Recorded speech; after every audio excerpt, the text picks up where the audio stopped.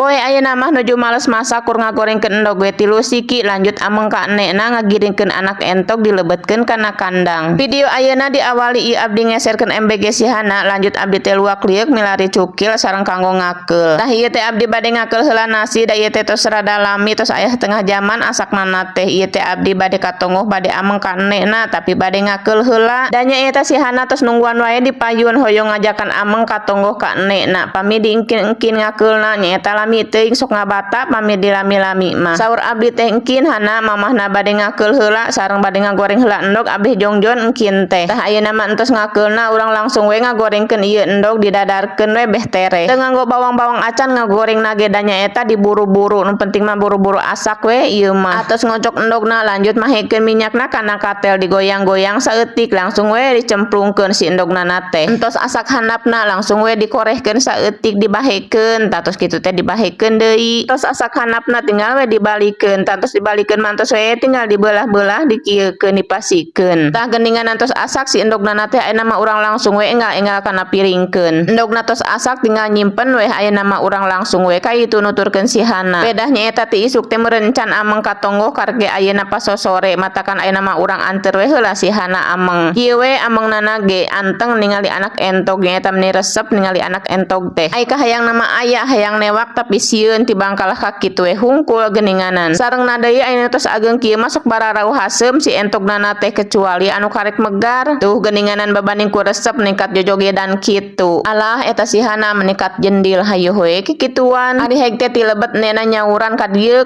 saurna teh nyantos we langsung abdi teh ka ditu kalebet. Okoh tadi teh sasauran titah kalebet kareke nepikeun kana lawang panto langsung dititah deui bijil titah ngampikeun si anak entok kana kandangna. Langsung we ku abdi teh digiringkeun si anak entokna teh dilebetkeun deui kana kandangna. Alhamdulillah geuning babari ngalebetkeun anak entokna teh teu seueur drama. Entos dilebetkeun mah langsung we dikunci si pantona teh ape teu bijil deui.